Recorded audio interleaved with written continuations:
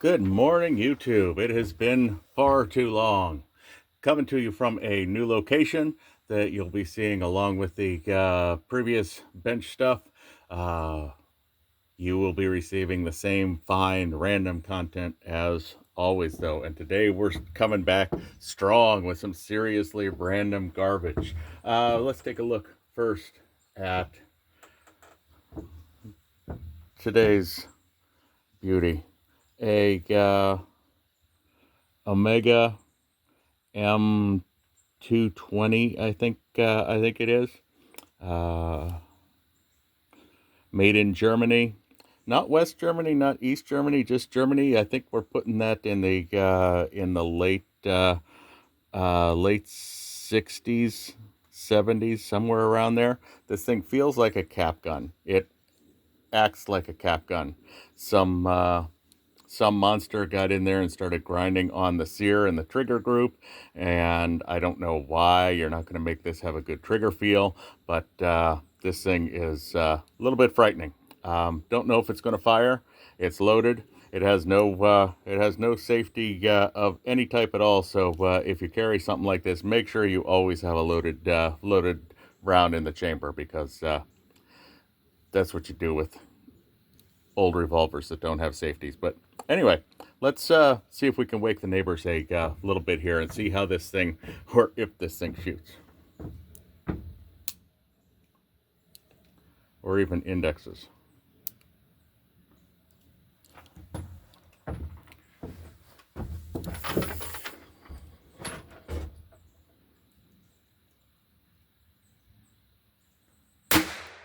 Well, it shot.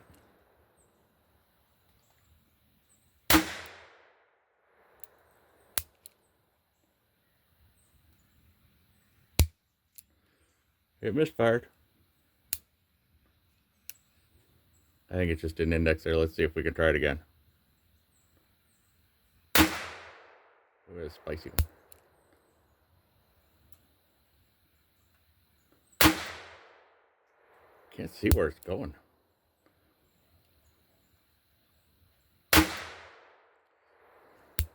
We're at 20 yards here to the steel. This thing's going to go through all six, isn't it? Or did it already? I think we went through all six. Hey, I have already ultrasonically cleaned this. It's been disassembled. I'm going to Cerakote this and make it nice and pretty again. Got some things to fix. This needs a new pin, because it's super sloppy there in the cradle where it sits and is pinned. But interesting garbage gun. And next round, a little bit less garbage. I don't know about this one. I got it as pretty much a garbage gun. That's how it was billed and sold. But as I got to look at it, oh, it's cold here. We're getting some condensation on the barrel. But it's I've seen it under different names. It looks like FIE imported it at some point. I see it under not Hearts, but some other name, and also Schmidt. There's nothing on the bottom here. There's no importers. There's no indications of anything other than a serial number and some proof marks.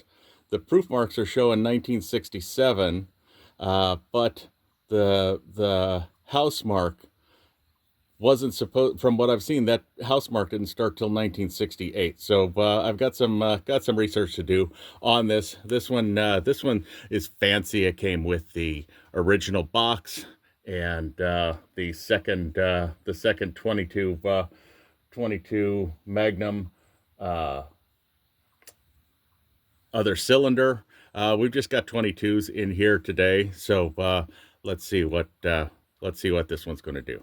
Let's reset this real quick too.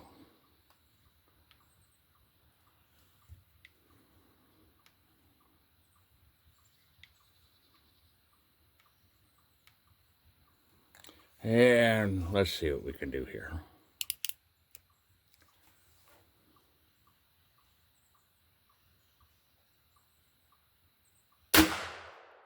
Again, no safety at all on this one. No bar, no nothing. It just goes bang no matter what happens when the hammer comes down. There we go. Finally.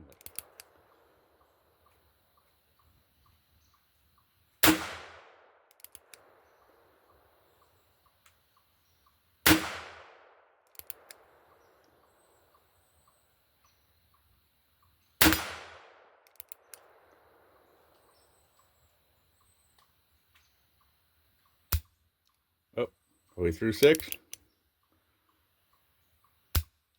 Through 6. Okay. And we're not getting... Oh, you know what? I had this pointed wrong.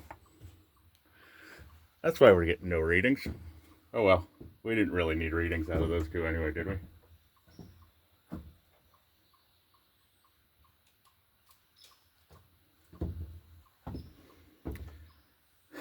All right. Next up, what are we going to do? What do we take a look at?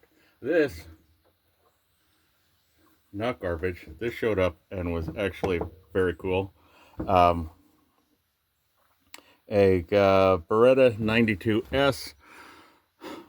Put a Pachmayr grip on it because the original smooth grips were way too slick. This has a good feel, good Pachmayr texture. This one again, not a lot of marks on it. Imported by PW Arms. There's a serial number, but no proof marks or anything there. Apparently, that indicates that it was initially Italian police issued. I don't know, but it's a nice gun that shoots so sweet. I love the way this shoots. Let's take a look.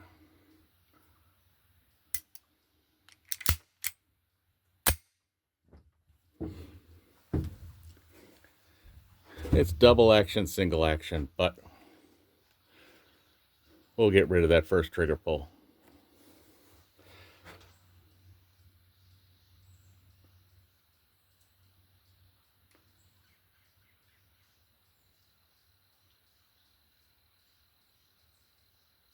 There we go, getting readings off the chrono.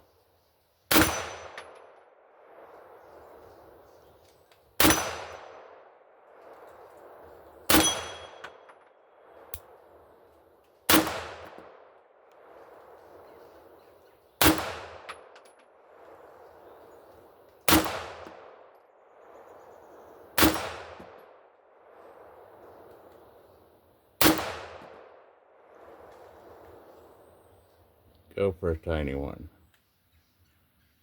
Oh yeah, I got it swinging. Okay, so we're back. Things are happening. We're gonna keep getting some new content, get you caught up with what's happening back at the shop. But before we do that, we got one other surprise today, and that is everybody's favorite, the 22 Tuck. We have a magazine with 9 rounds of Aguila's Finest, and one loaded in the barrel. And you've seen in other videos, if you watch the other videos, that I have had nothing but trouble with this. I wanted to like it, but couldn't because I could not get it to run reliably in any kind of way. It wouldn't run through a mag without failure fire or failure eject or stovepiping or all of the above. But I did a full disassembly and went with some, I used some new lube on it. Gun lube, not the other type of lube. Thank you. You don't need to point that out. But a new gun lube, I forget what it's called, Slick something. And it seemed to work really well. And it's got this actually running. I had it run through 3 mags yesterday. So let's see if we can make that happen again. Let's reset the chrono because we got to see the awesome 850 feet per second that this is going to give us.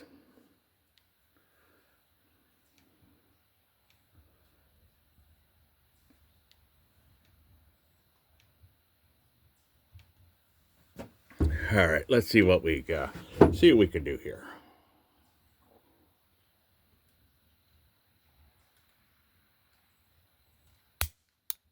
Oh, you've got to be kidding me. First time, you're really going to do that?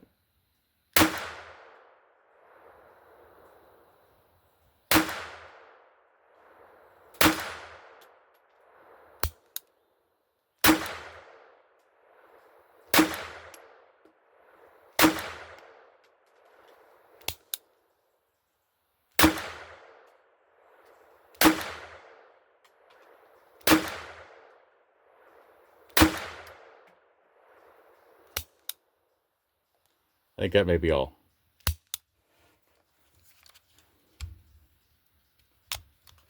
Yep.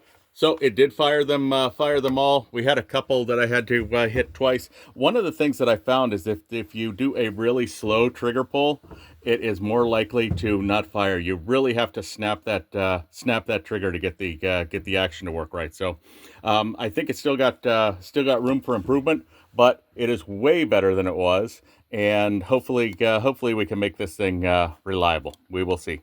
But that is it for today. I am going to get packed up here, and there will be more awesome content coming shortly.